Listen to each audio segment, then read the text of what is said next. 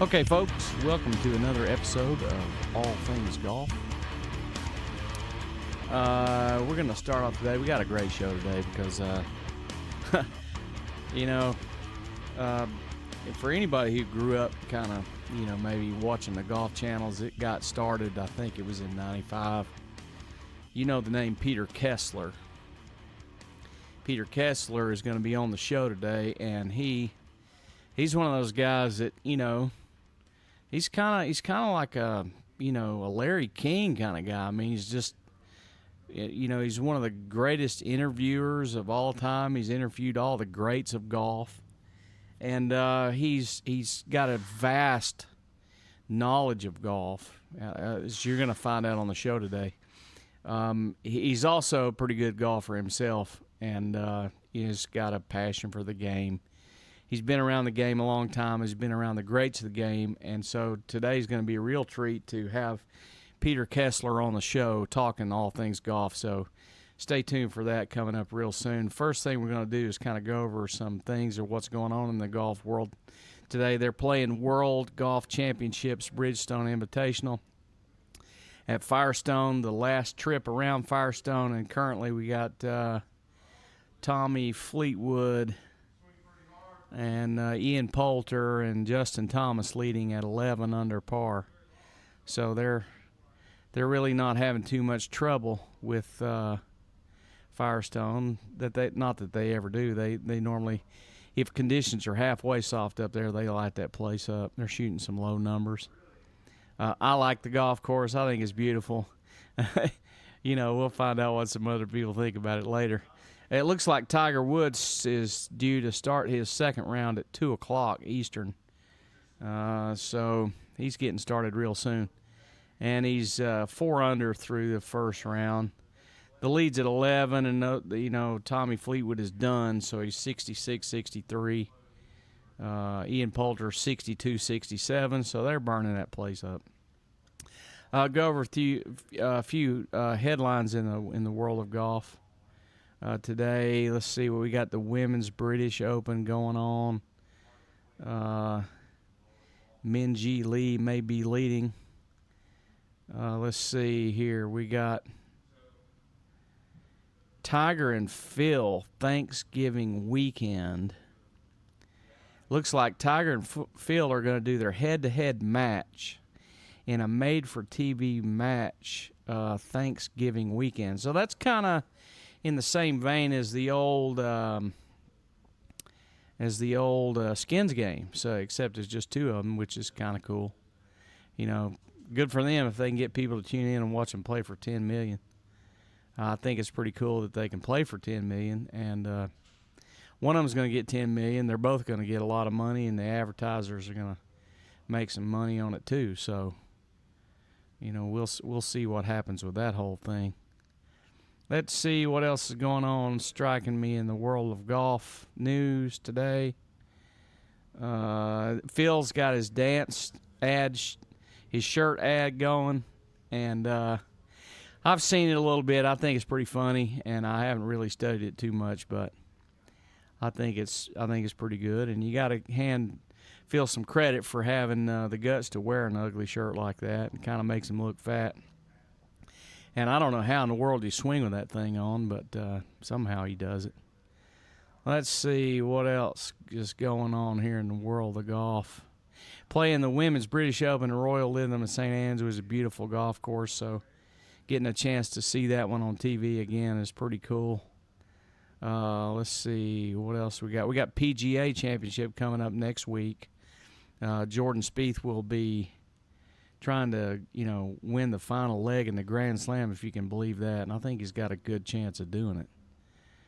Let's see if there's any other news of note in the world of golf today. And so far, what do we see here? Snyder Jans is leading Barracuda. It's pretty good. Ollie's a good little golfer, come from Georgia Tech. I played practice round with him one time in an amateur event. He was pretty awesome back in them days and still pretty awesome, kind of king of the 1-iron. Chambly says Tiger has the best swing on tour. That's pretty interesting. Normally he's not too much of a Tiger fan, but says he got the best swing on tour. Let's see. Anything else going on? That's about it. So, after a word from our sponsor, Mike's Golf Shop, we are going to call up on the telephone Peter Kessler and talk all things golf with Peter Kessler. And, I mean, who knows where that conversation is going, but I'm sure it will be extremely interesting for our fans and folks who listen to the show. Okay, a word from our sponsor, Mike's Golf Shop, and then we'll talk to Peter Kessler. Howdy, y'all. This here's Mike from Mike's Golf Shop. This is an important announcement from our sponsor, Mike's Golf Shop. Just want to let y'all all know, what do? We buy golf. That's right. We buy golf clubs. Go to mikesgolfshop.com. Click on the tab Sell Your Golf Clubs. And we have an automated system. No matter where you live in the United States or the world, you can go on there and you can sell us your golf clubs. And we got a special going right now. When you sell us your golf clubs online, we will in fact send you a free dozen of Pro V1 5A used golf balls that are really good. And all you got to do is go on there, fill up your cart full of your clubs that you have from our database. We'll send you a USPS label for free. And then you slap that label on a box and ship us your clubs, and we'll send you the money. It's pretty simple. Okay, that's Mike's Golf Shop, mikesgolfshop.com. Okay, back to the show. Okay, folks, I got to admit, I'm a little bit nervous here. I'm actually about to call on the telephone for our podcast, All Things Golf at Mike's Golf Shop, the legendary voice of the Golf Channel and all those things that he's done. Peter Kessler. I'm fixing to call Peter Kessler, and this is going to be really kind of crazy. I'm actually nervous a little bit, but it's like Peter's so good that I don't have to worry about it because he's so good. I'll just let him talk. This is going to be crazy. I hope everybody enjoys this.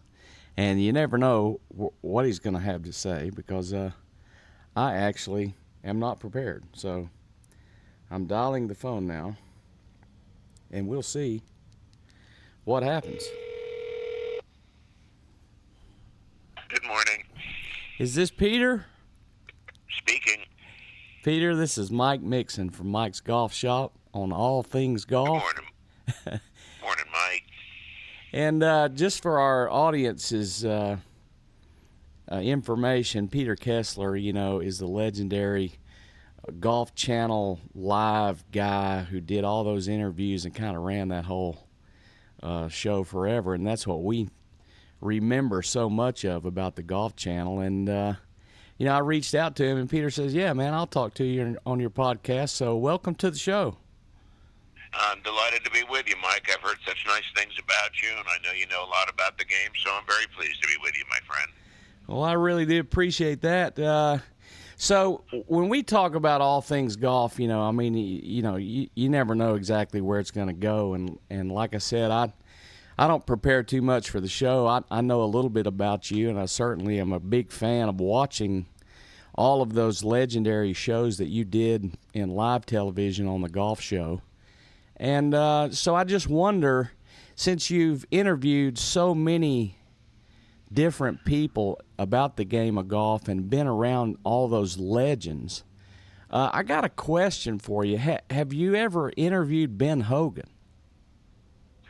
No, we never got to interview Ben, and it was very unfortunate. He's one of the very few of the great players of the last century that we weren't able to interview because when the Golf Channel first went on the air, the first night was January 17th of 1995, and we kicked off the beginning of the Golf Channel with an hour interview with me and Arnold.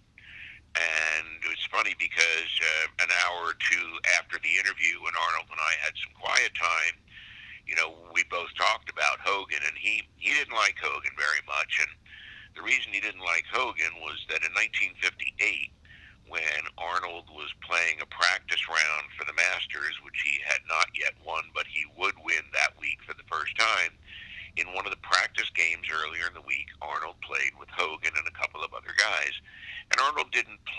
particularly well. And when they got into the locker room, he heard Hogan at another locker talking to someone and said, "How'd that guy ever get in the tournament?" And Arnold didn't like that, and of course Arnold won the tournament. And after that, and for the rest of Hogan's life, the only time he would refer to Arnold was as fella, and Arnold really took exception to that. And so, Arnold and I were talking about him that night in 1995, and at that point, it was obviously a different situation because Hogan was quite sick at that point, and his memory wasn't good, and his health wasn't good. So we knew that we weren't going to be able to interview him. And really, of everybody that we would have liked to have gotten, he's the only one we couldn't, but it was strictly a matter of his health. He would have been happy to do the show.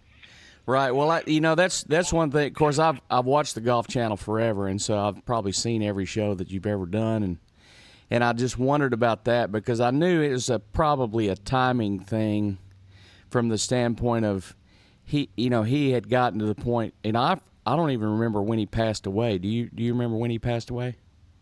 Yes, of course. It was in '97. 97. Okay. All right. So yeah, there should have been some possibility that y'all could have had him on the show or whatever. So that's the reason I asked the question, is because I just didn't know what was going on with that. And in your opinion, of course, you've talked to everybody else who's ever played with the guy, and there's still a fascination with Hogan and his ball striking capabilities and that sort of thing. I mean, what are the assessments of Hogan from guys like Weiskopf and Nicklaus and Palmer, as far as hitting the ball goes? Well, I mean, all of the guys that played with him were absolutely fans of his as well, in terms of his ball striking and his practice regimen.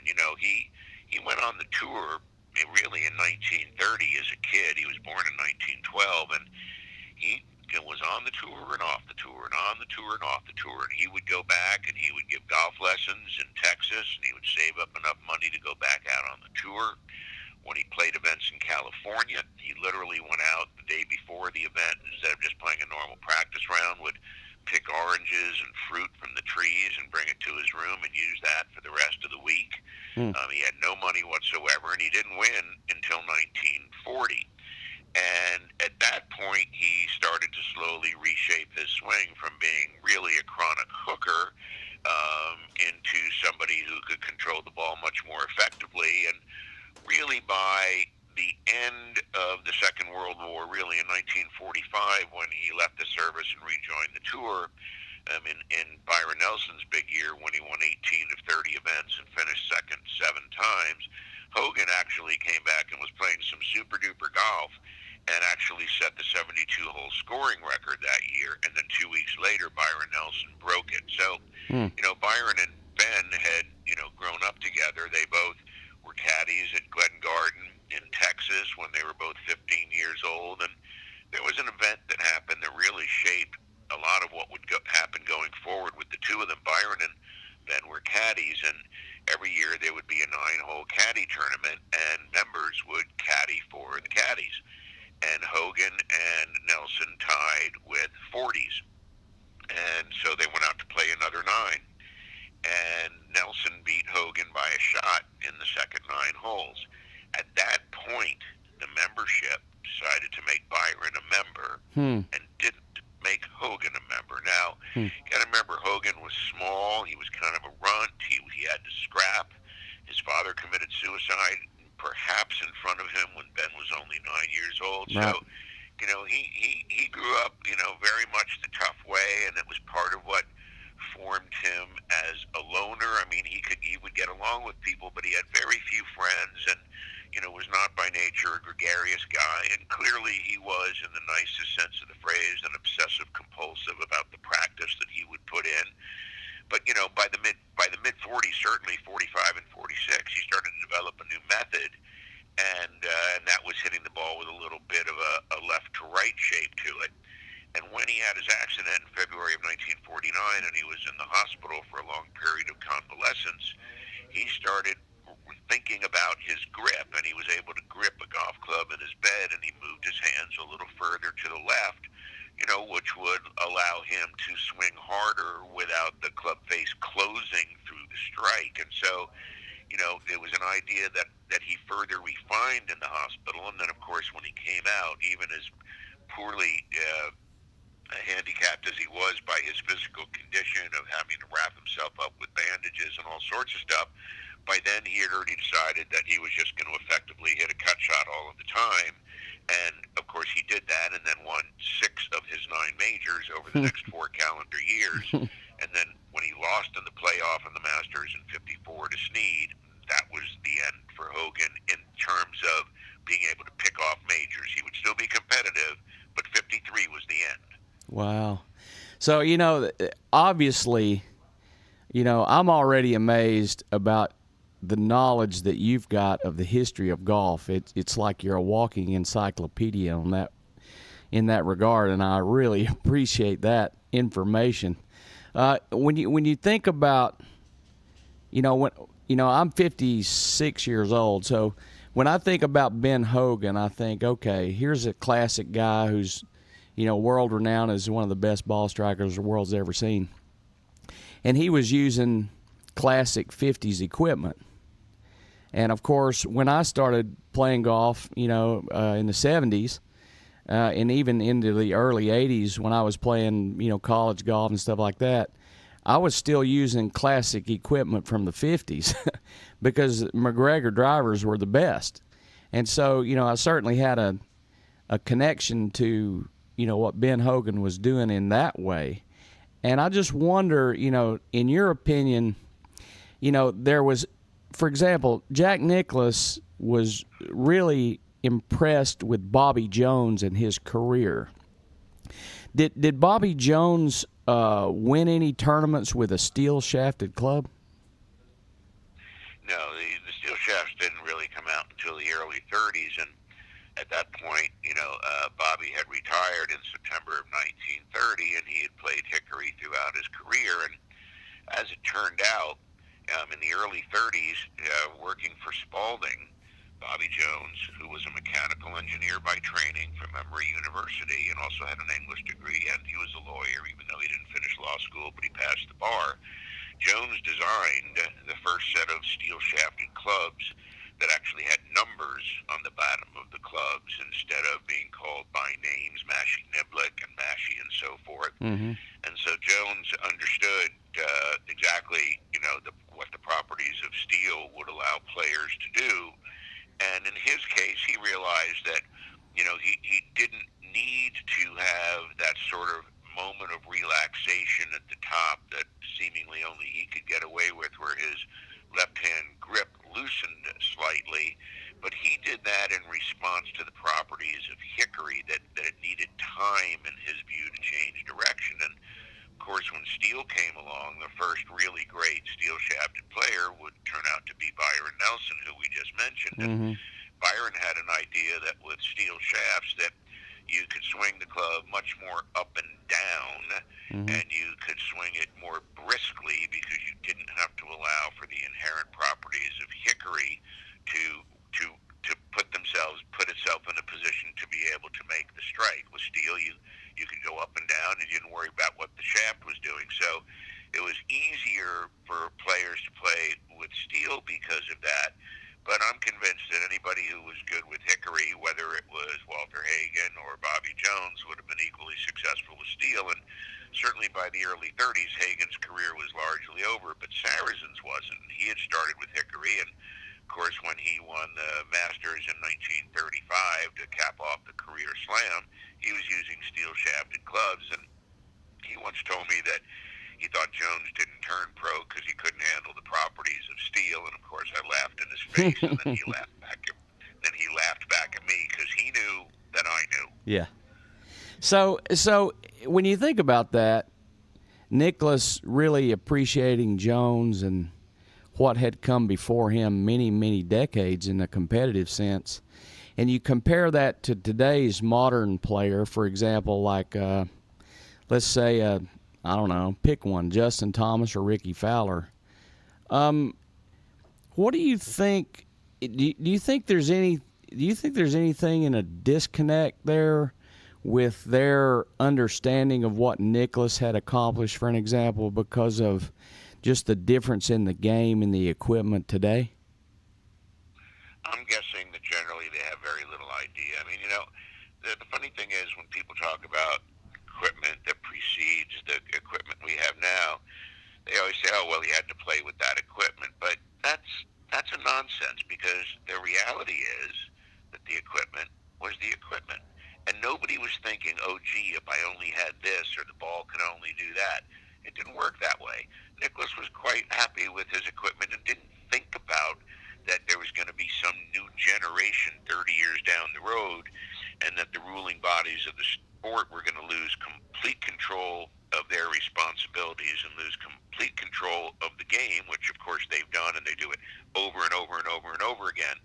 So, in the case of Nicklaus and Jones, you have to remember that the reason that Nicklaus was so interested in Jones is because in 1926, Jack's father, who lived in Ohio and was a member of Scioto Country Club, watched Bobby Jones when Bobby was 24 win the U.S. Open with a final hole birdie in 1926.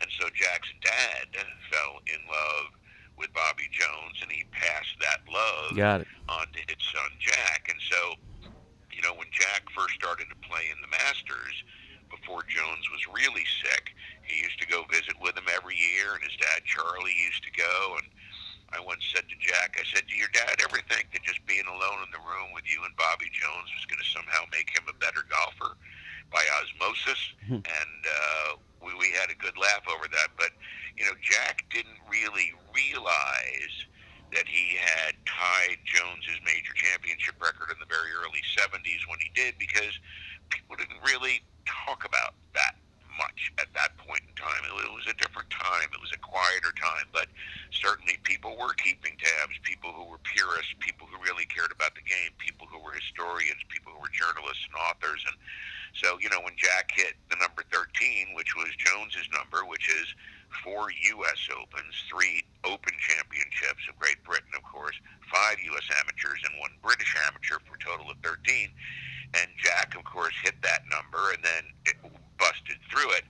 The funny thing to me is that when Jack wrote a book in 1995 or 6, he referenced his 20 major championships. And several years later, when Tiger started to make his move, Jack said, "Well, I'm going to make it 18 because I won 2 U.S. Amateurs and Tiger won 3, so I'm not going to credit that third one to him, so I'm backing down to 18. And that's what happened. He literally backed off his own number. It's 20. It's not 18.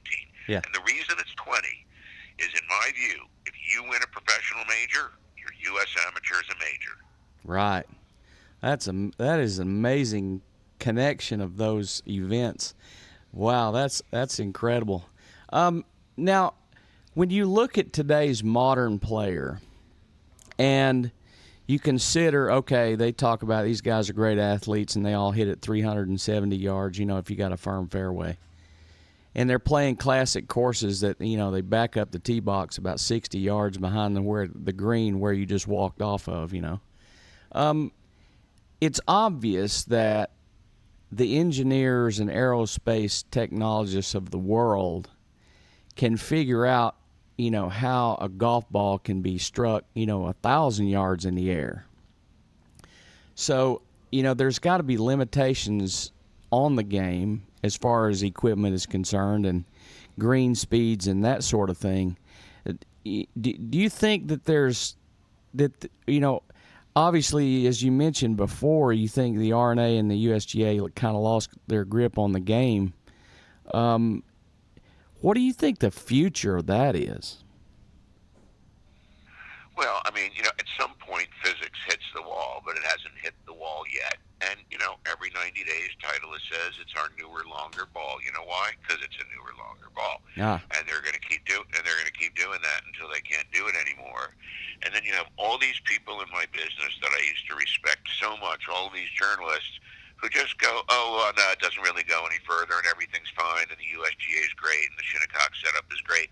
They've turned into a bunch of wusses, quite frankly. Right. So many of them just have driven right up to the window and just turned in their integrity and turned in their objectivity, and it absolutely makes me sick. And the USGA, of course, completely lost control of the equipment, and the ball goes at least 30 yards farther than it did in 2000 when the first new generation of golf balls came along. That comes after the previous generation, which was 1898, was really the first modern ball made by B.F. Goodrich, and it was called the Haskell ball because it was Haskell's idea when he was hanging around B.F. Goodrich and looking at some tire scraps, and he went, gee, I wonder if, and of course that turned into golf balls. So, they've lost control of the equipment, and so they have to go in and they do all these horrible things to these great golf courses. I mean, the manipulation of Marion was just tragic, and so they don't get it, and they just punt, and they say it doesn't go further, but everybody knows it does. But unfortunately, you've got some journalists who support whatever the USGA does now blindly. I don't know if they get paid. I don't know how it works. I don't know why anybody would do that. But certainly we have a major problem in the game when the ball goes 400 yards. That doesn't make any sense. And then a really well-known journalist will write on social media, but I love watching them hit the long ball and the awes and the comparison, to which I say two things. First of all, you're full of it. Yeah. Because one, you don't know how far they hit the ball. You're at home watching a tournament. You can have no idea how far the ball goes when you watch on TV. Second of all, unless you go to the range with them and you can sit right behind them, you have no idea where it goes. Third of all, you hit your 5-iron 150 yards, they hit theirs 250 yards. There is no comparison. There is no awe. There is no anything that you've seen. You're just freaking full of it, and it just makes me sick. Mm-hmm. Yeah, man, it's like that's one thing I remember I think it was 81 at the PGA in Atlanta. I'm walking with Johnny Miller and Greg Norman and Arnold Palmer. And they get on this par 5 on the front over there. I think it's number 5, something like that. And there's 2 fairway bunkers out there, about 260. Arnie hits it right between the bunkers out there, and then Miller hits it right between the bunkers. And then Norman hits it about 80 yards past the bunkers. And that was pretty incredible because I was standing there going, okay, I probably could hit it where Arnie hit it in between those bunkers out there. I could certainly relate to that. And it's like, Norman hit a 693 driver and a wound ball that far past those bunkers, and that was awe-inspiring, thinking, okay, there's no way that I can do. A mere mortal can't do that. And nowadays, with the Pro V1, every tournament I play, there's somebody, really young hitting the ball, 10 irons past me. And I just wonder, it's like, why has the technology not helped the shorter hitter? Well, it has. They're just, unfortunately, going to still be relatively that much shorter compared to somebody who's longer, even if the ball goes farther. If you hit it 200 now and I hit it 150 and there's a new ball, you're going to hit it 250 and I'll hit it 200. You're still going to have the same advantage over me, and you're going to have a better advantage over the golf course. So, you take a look at a tournament this week. Long and straight is what's going to do it. Short and crooked is not going to make it. Short relatively is not going to make it. Right. Didn't matter at the Open Championship because the ground was so firm that everybody was playing wedges for their second shots most of the time. So that's why Zach Johnson could have been competitive. Why a Francesco Molinari won. He's not a long hitter. Right. He's a really super player who's riding a great streak. It didn't have anything to do in particular with the ball because for everybody it ran out 8 zillion yards. But, I just don't enjoy having this one piece of information, which is in 2017, if you look at every par 4 that Dustin Johnson played for the entire year, only once did he hit longer than a 7-iron into a par 4. Think about that. Right. For a calendar year, wow. One time he hit less. He hit more than 7-iron. And almost every other shot he hit was a lob wedge. So, right. What is this? This has nothing to do with golf. And also, you raised 1981. But, 1981, you got to remember Arnold was 51. Right. Greg was 24, and Johnny was a little bit past it and was having trouble with his game. So that comparison is not, what you would quite like it to be as if they'd all been in their prime. But, I remember playing with Arnold when he was 65 instead of 51, and he still hit the ball 260 yards. Yeah. Really played great golf. So. So he was even long, because remember that was the year, right? The Arnold won the U.S. Senior Open then. DiVincenzo had won it the year before, and so, Arnold was still a super golfer. But you got to remember too that at that time, Greg was already the longest, straightest driver that we had ever seen. Right. So do you think there's any rolling it back, or are they going to keep pushing it forward? Well, they're trying to not let it go forward. But if you don't put limitations on one's ability to investigate what physics will allow you to do with the equipment, it'll keep going longer, and Titleist will keep making a ball every 90 days. It goes a little bit farther. For players who have a swing speed of 95 miles an hour or greater, if you're under 95, it's hard to compress the ball enough to take advantage of its properties, and that's why when the guys are swinging at 110 and 115 miles an hour, the ball goes so incredibly far because that ball was made for that swing speed, not my swing speed. Right. Wow. So, in your opinion, I think of in terms of Payne Stewart, in the late '90s. And watching that kind of elegant flowing swing that he had. And, of course, he was wearing knickers and he was polished and all that. And I'm thinking, especially he played Pinehurst, I think it was 99 and he opened there. And, I look at the way the game was going at that point, and maybe it was just him, I don't know, but it still had an elegant flair of, feel and control to it versus what seems to be today with a guy like Koepka who – just it don't matter if he's in the rough. He can slash it out of 3-foot deep rough. I mean, has the game, in your opinion, lost something as a result of that? Well, sure. It's in a dreadful state at the professional level. Dreadful because, you look at a player like Dustin Johnson, he needs 3 or 4 clubs. Right. And if you're going to hit any long shots, he's not hitting any 3-woods anywhere. Yeah. It's a complete nonsense. He's in the drive 360 and then he hits a lob wedge. That's not golf. It's not anything. It's just not anything at all. And that's why people are turning the TV off. And that's why people aren't turning the TV on. Right. Because they aren't entertained any longer because the shot-making skills are so infrequently in demand that it's not interesting. I don't want to see a guy hit a lob wedge or a pitching wedge to a par 5. It just doesn't make any sense. Right.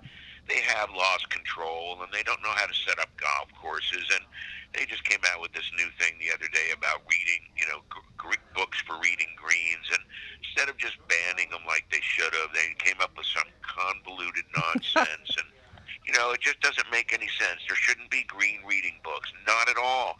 That's why people are turning off the TV, because it's so slow. First they spend 15 minutes in the fairway looking at books, then you get on the green and spend more time looking at books. I mean, Bobby Jones said, I couldn't see more in 5 minutes looking for a line on a green than I could in 5 seconds. And of course that's right. Get on with it. Stop all this stupid stuff. That's why we're not watching. And the only time people watch now is if either Tiger's in contention or there's a really good leaderboard on Sunday afternoon. Otherwise, nobody's watching anymore. Right. And now NBC has said if you want to watch golf on Thursday and Friday morning, because you can watch it in the afternoon on the Golf Channel, but if you want to watch it, now we're going to charge you a whole new fee. We're going to have it on a new website. So now you can pay for the Golf Channel and you can pay us for morning coverage on Thursday and Friday. And these are now my own words, even though there's probably 5 or 7 interesting Thursday and Friday mornings over the course of a season with either Tiger playing in the morning or somebody great lighting it up.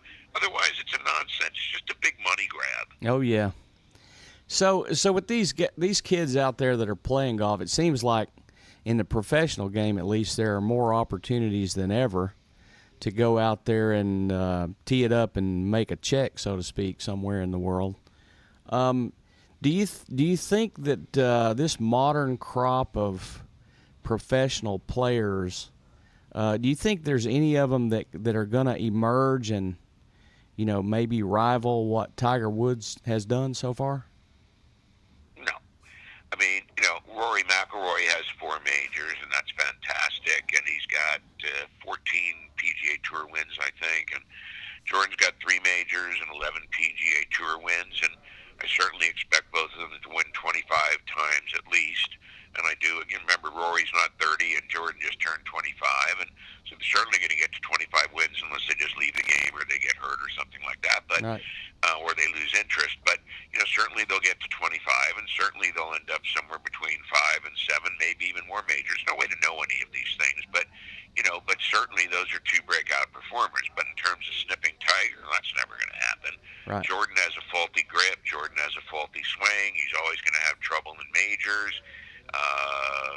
He completely imploded when Tiger moved up the leaderboard at the Open Championship. Mm-hmm. Couldn't even think straight. The shot that he hit on the 6th hole at Carnoustie with a 3-wood from a downhill covered lie. I've played Carnoustie 20 times. I know that golf course, and I know exactly where his ball was.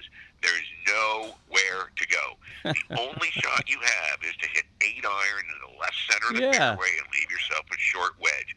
There isn't a place to hit a 3-wood. There's water. There's OB. There's bushes. And not from that lie. It was a downhill, side hill lie in dirt in a cup. It was absolutely so stupid. And, even if he had put it on a tee, there was nowhere to go with it. Right. His brain simply stopped functioning. Right. All of their brains did. Every one of them imploded. As soon as Tiger went 2 under for the round, everybody else threw up all over themselves, which shows you that, one, they're still big time in awe of him on his first legitimate return to contention in a major championship, and all these kids just absolutely fell apart. And Jordan's swing is faulty. Jordan's grip is faulty. His swing is faulty.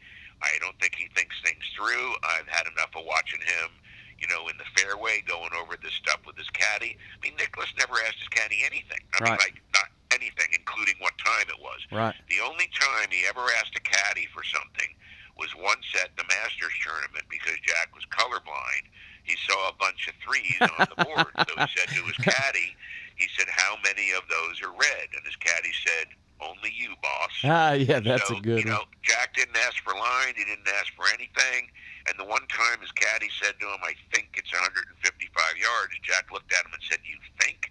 And that was the end of that. So, all right, so I got to ask you a question. You brought up Carnoustie. What are your thoughts on the whole? Yeah, you got to talk about Vanderbilt with the 3-shot lead on the 18th tee.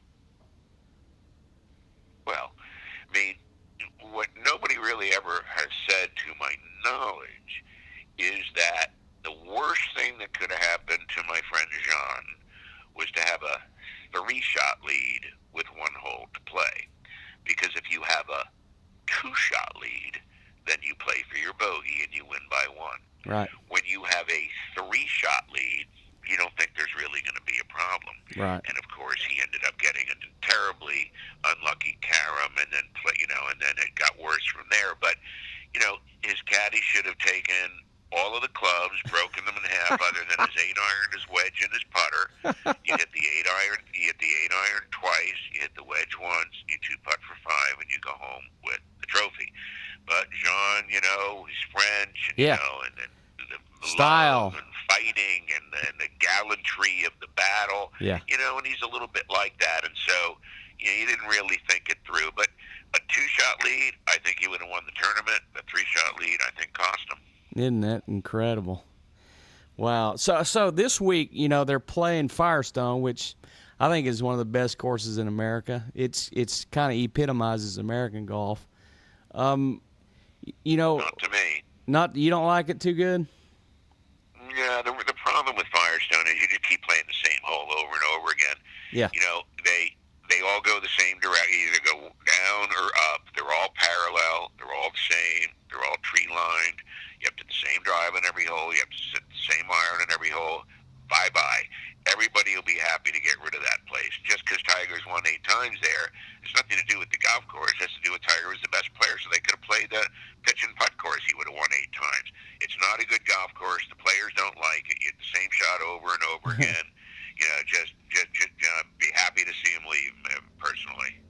So, do you have any idea where they're going to go for that tournament next year? Is it still on the schedule? Yeah, or? I think it escapes me for the moment, but I believe they picked another location. I can't recall, which is unusual for me exactly which one it was, but I know that, this is the end of Firestone, and, Yeah. They have a lot of other options, and, you got to remember, too, the PGA Tour does not go to a lot of good golf courses. Right. They don't go to a lot of good golf courses, They play a lot of pedestrian stuff. I mean, even when they used to play the Doral Blue Monster, that was never really a very good golf course, and they do that all over the country, and they play those TPC courses, and then tragically the PGA of America takes them to Kiel and Whistling Straits, which are two of the worst courses in the history of golf, and so very rarely do we see a great golf course, and then when we do, these geniuses at the USGA come in and just muck it up. They don't even know anything about it.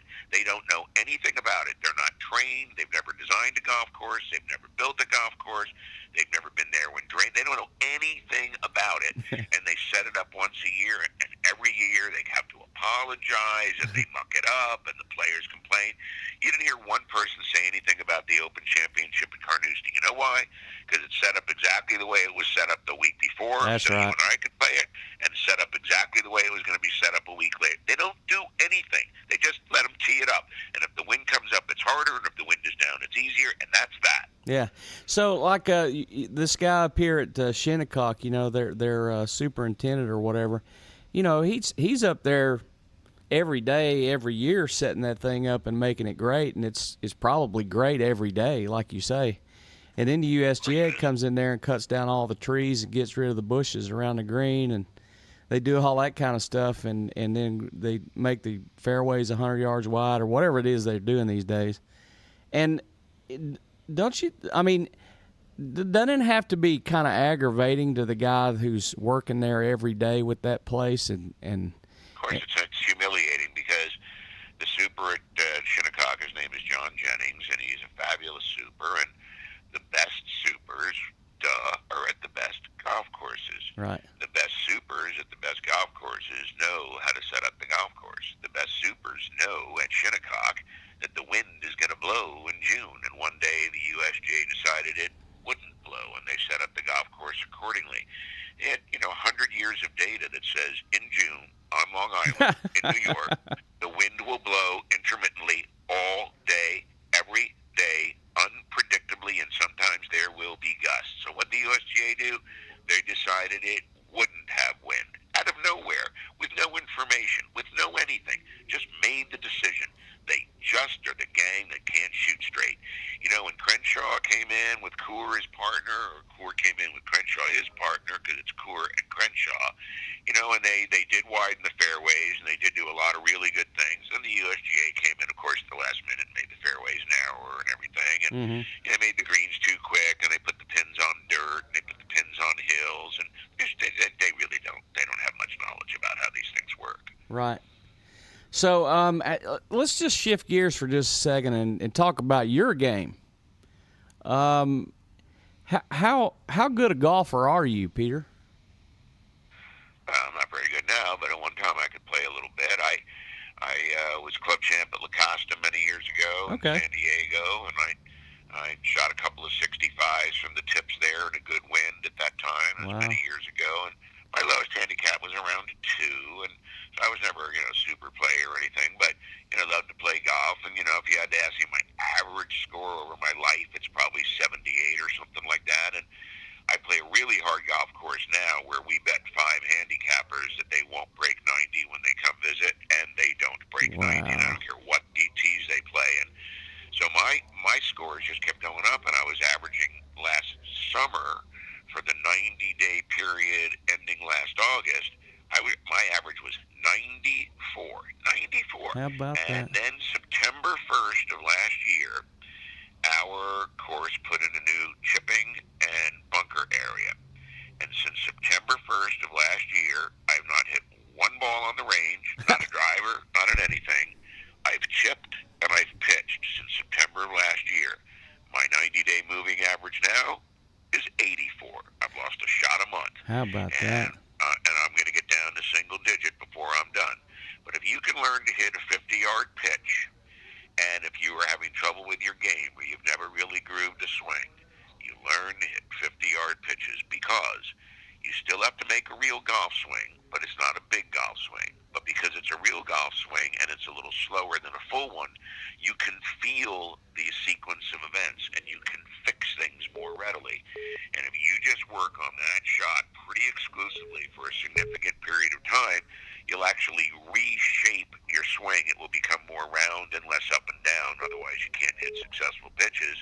And you learn to return the loft of the club to the ball. You learn not to have shaft lean so that the ball comes out lower and unpredictably. You need distance control and you need rollout control. So, by accident, I figured that out. After about 60 days, I realized I was on the right track.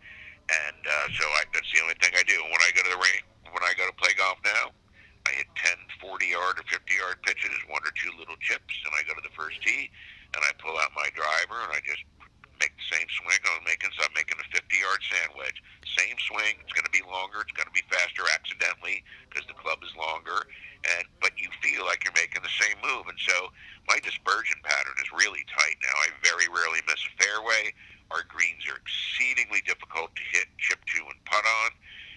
But because I'm so good from 50 yards now, I'm always going to be within 15 feet or so. I'm going to have something makeable. I'm not going to have 35 feet, then I'm going to 3-putt. I'm going to be somewhere where I can 2-putt for sure, and maybe I'll 1-putt a few of them. And so it bleeds right through your whole game. That change of swing, learning that pitch, changes everything. And I'm living proof. I'm old, and I've lost a shot a month.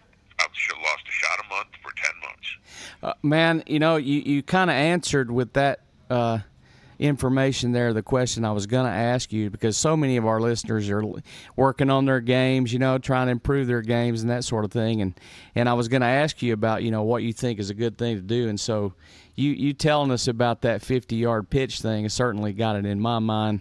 I know exactly what you're talking about there. I've got a couple of friends who have told me that that's the essence of the golf stroke, is that same thing you're talking about. So that really reaffirms that for me. I really appreciate that. So I know, Peter, we could sit here and talk golf all day, but and I appreciate your time so much. But I got to ask you, as kind of a closer here, since you've been around all the great guys in golf, especially the greatest players of the game that the game's ever seen, what is your favorite or best Jack and Arnie story? Well, let's see. My favorite Arnold story, I have so many of them. He was pretty much a father figure to me. But do you have a Jack and Arnold story in the same story? Jack and Arnold together. I don't have a Jack and Arnie together, but I give you a quick separate one. Okay. That Arnold and I met for the first time before the Golf Channel started. I went up to see him in Pennsylvania and spent a few days, and we started the day with a long interview, and he realized I knew pretty much more about him than anybody knew about him. And it was a Monday, and so we were at his golf course on the Trobe, and we went down to the practice tee, and the course was closed, and I was there with the club pro and the club champ and another really good player. And so Arnold started to hit some shots. And after 3 or 4 shots, he said, okay, who can tell me what I'm doing differently? And he looked at the pro, and the pro said, I don't know. And he looked at the club champion, I don't know. And he looked at the other player, I don't know. And he looked at me, and he said, you think you know everything about me? What's different? And I said, for $20, I'll tell you. And he said, for $20? I said, yeah, $20, or I'm not wasting my time. And he said, okay, what is it, hotshot? And I said, you have squared up your right foot, and it is no longer flared, and it is absolutely perpendicular to the intended starting line of your flight.